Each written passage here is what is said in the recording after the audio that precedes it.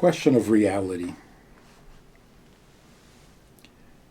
We're all familiar with the concept of Tsum, that in order for the world to exist, God has to conceal himself, whatever that means. But the concept is necessary for the very simple reason that we see the physical world as real. I'm real. My feelings are real. My needs are real. My opinion is real. My perception of reality is real. But it can't be, because it's all manufactured. Before creation, none of it existed, so how real can it be? So the answer is Tsum. What does Tsum mean? It means it's really all him. He is reality. Only he is reality. Then why do I feel that I am real? Why do I see it backwards? That the physical is real and the spiritual is a little doubtful? That's the result of Tsum. But if you're not fooled by the Tsum, then you know the physical is not real. And that's why the Torah describes the miracles that Hashem makes, the miracles that tzaddikim perform, the miracles of the Baal Shem Tov. What is a miracle? A miracle simply means you look at the physical, you think it's real? Here, watch it change.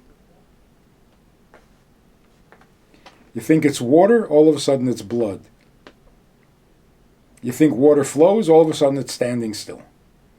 You think the person is dead, all of a sudden he comes back alive. What is that supposed to accomplish? Give us a glimpse into reality. The physical is not real. Not that it doesn't exist. Of course it exists. But the perception that it exists as real, independent of God, and God's existence is a little doubtful and questionable, that's backwards, upside down, simply false. Simply false. The miracle is more real than the nature that it changed. That's an essential principle in Torah.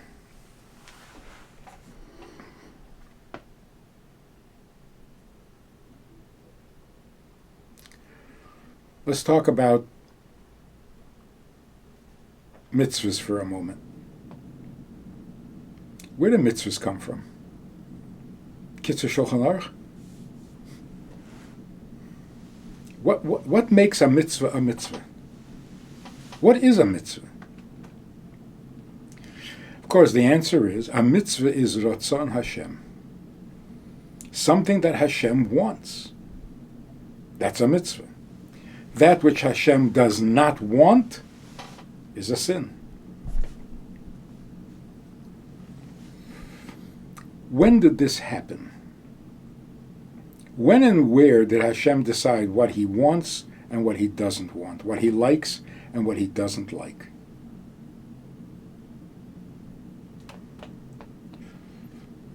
Rambam says, mitzvahs are la'olam or la'olmei olamim. They are eternal, just like him. Which means there is no place, there is no level, there is no time, there is no condition in any world where Hashem did not want the mitzvah and did not hate the Aveda. It's just him. And that's why Rambam says the mitzvahs are la'olam or la'olmei olamim. Or as the Rebbe puts it in the Sikha, that the mitzvahs, the rotzon for the mitzvah, is on the highest level, above which there is nothing. So the idea that on the surface Hashem wants the mitzvahs, but if you go a little deeper, he doesn't care. The Rebbe says, no, it's the opposite.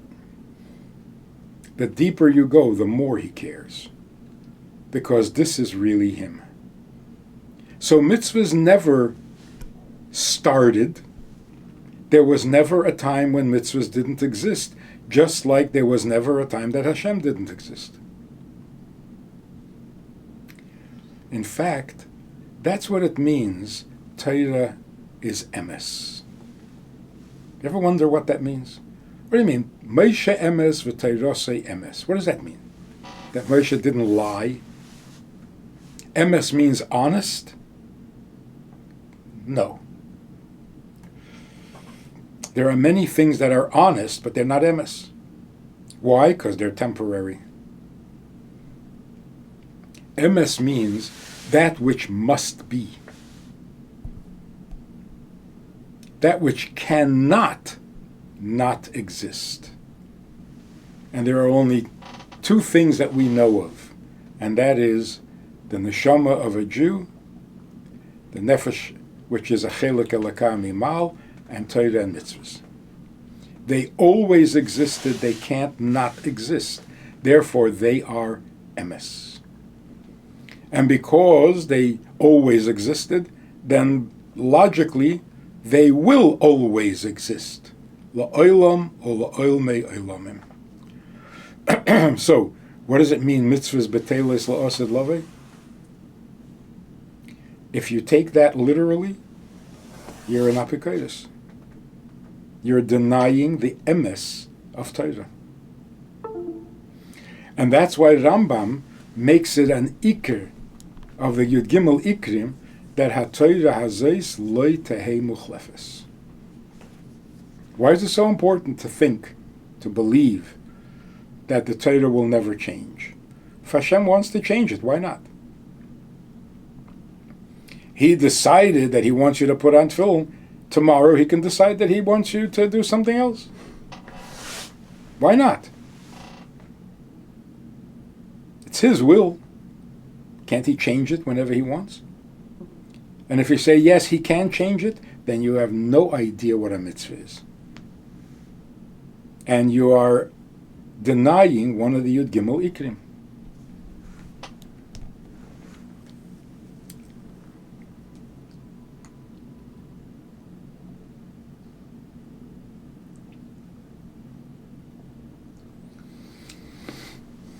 Let's talk about Yedias Hashem for a moment. We are told that les machshava tfisa beh. No thought can comprehend him. Loi machshavei sai machshavei seichem. Do you ever wonder, why does it say my thoughts are not your thoughts? Why doesn't it say I don't have thoughts? Humans have thoughts. I don't have thoughts. Why does it say Yad Hashem kaveyochel?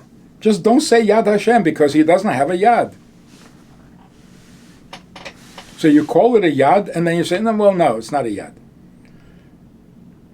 Hashem says, Le machshavei sai machshavei seichem. So Hashem is saying, I have machshava. It's just not like yours. But it's machshava. It's not sand. And again, to say we don't know what that means, well, then you're not listening. Hashem didn't say, I have a headache. He said, I have machshava. The word means something. He's telling you something. To say I don't understand is like ignoring a teacher during the class.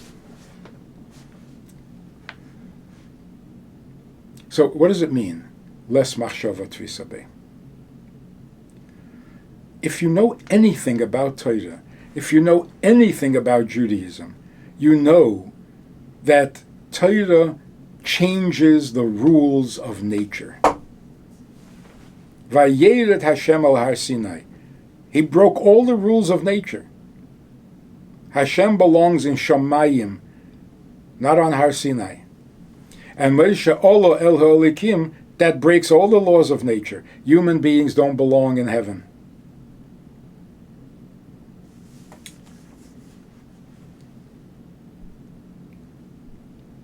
By nature, he should be unknowable. That's logical. How can a creation understand its creator? Can't. But you're talking about Hashem. What do you mean, can't? The law dictates that we're too far apart for us to understand him. How about if I say, we are too far apart, Hashem does not understand me? By the same logic. He's a creator. How does he understand creations? He's infinite. How does he understand finite? So wouldn't it make sense to say Hashem has no idea what we're going through?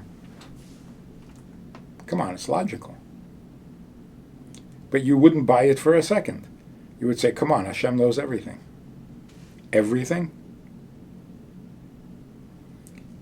Including what is human and ungodly? Yeah, of course. In other words, there's no limits on Hashem. So, what does Hashem do? This unknowable God says, meet me at Har Sinai, I will come down, and Moshe will come up, and we'll get to know each other. I'm unknowable? Well, I'm going to change that. So when we say he's unknowable, we mean without the Torah. How things would be if he didn't reveal himself at Har Sinai. Then he would be unknowable. Naturally. But Torah is above nature. So Torah reveals and makes known what is unknowable. That's called Yedias Hashem. The better we study Torah and the more we realize it's Torah's Hashem, the closer we get to knowing him. And the closer we get to knowing him, the more possible Avas Hashem becomes. Because to say you have Avas Hashem and then say he's unknowable, that's double talk. If he's unknowable, then he is definitely unlovable.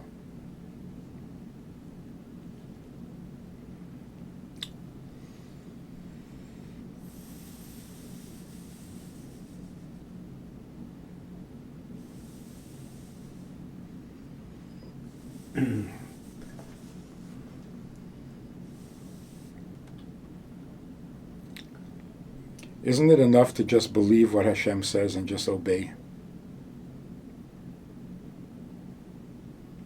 Obviously not. Why have we been learning for 3,000 years? Just give me the list and I'll check them off. I did this, and that, and that's it.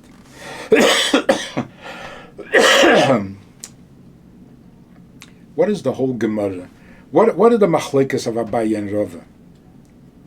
Of Rav and Shmuel? Of Shammai and Hillel? What are they arguing about?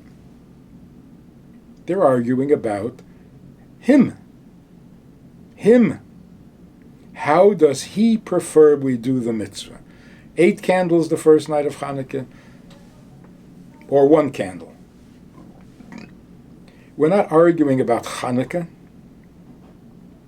We're arguing about him. These are godly people discussing God. And that's why Elu ve'elu divrei elikim chayim. They're not the opinions of 2 people arguing about a halacha.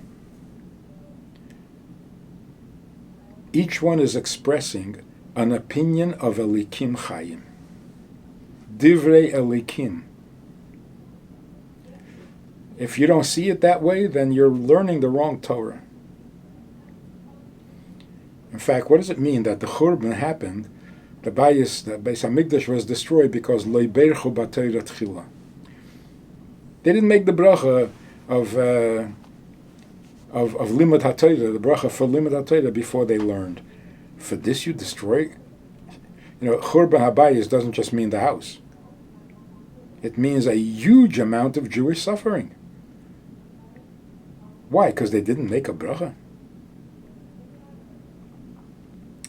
Not making a bracha means you don't realize when you learn Torah that you're discussing him.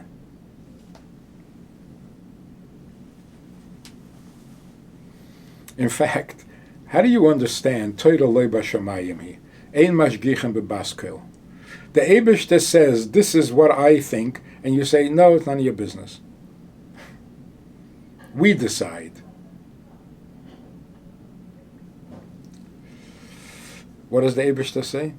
Natzchuni bonai natzchuni. I love it. That's what I want you to think. That's what I want you to know. That your opinion in Torah, if it's a genuine Torah opinion, is as precious as mine. So what makes it precious? He does. It's divrei elikim chayim. And one of the things that he wants is that you should rule according to the majority and not according to Shamayim. That's his ratzon.